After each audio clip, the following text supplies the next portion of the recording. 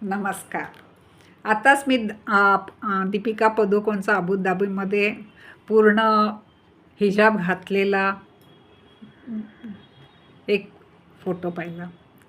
हीच दीपिका पदुकोण जेव्हा JNUमध्ये जाते तेव्हा पण अगदी व्यवस्थित कपडे असतात आणि बाकीच्या ठिकाणी अर्धनग्न कपडे घालून जाते, किंबहुना ह्याच्यामध्येच जाते आणि काही बोललं टिकली लावा किंवा चांगले कपडे घाला की त्यावेळेला हिच्या सकट बाकीचे फेमिनिस्ट म्हणणारे लोक येतात. Our body our rule, my way highway, my choice. मग ही चॉईस तिकडे का नाही अबुधाबीला दाखवली? नाही दाखवू शकणार का? JNUमध्ये जाताना नाही गेली ती ह्याच्यामध्ये बिकिनीमध्ये? नाही जाणार ती. देवळात जायला ती तयार असेल तशा कपड्यामध्ये. आणि अशाच मुलींमुळे काही टक्के आपले मुलं बिघडतात.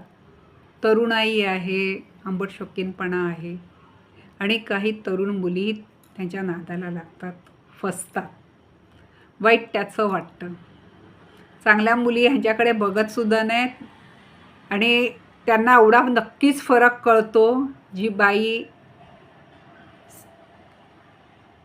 क्षणात अर्धनग्न बिकिनीवर नाचते आणि अशा अबुधाबीमध्ये आणि JNUमध्ये पूर्ण हिजाबमध्ये जाते, त्यांनाही कळतं की तिथे ती सेफ नाही, स्वतःच्या सेफ्टीसाठीच तसं करते. तेवढं कळण्याएवढे आत्ताचं चांगलं सुशिक्षित सुसंस्कृत मुली हुशार आहेत. हे थोडंसं अर्धवट असतात, त्या मुली फसतात. त्या मुलींनी थोडंसं जागरूकतेने बघावं. पैशासाठी अंगभर कपडे घालणार आणि पैशासाठीच पूर्ण नग्नही होणार अशा ह्या हिरोईनी असतात. तुम्ही माझं ऐकताय त्याबद्दल मी खूप आभारी आहे.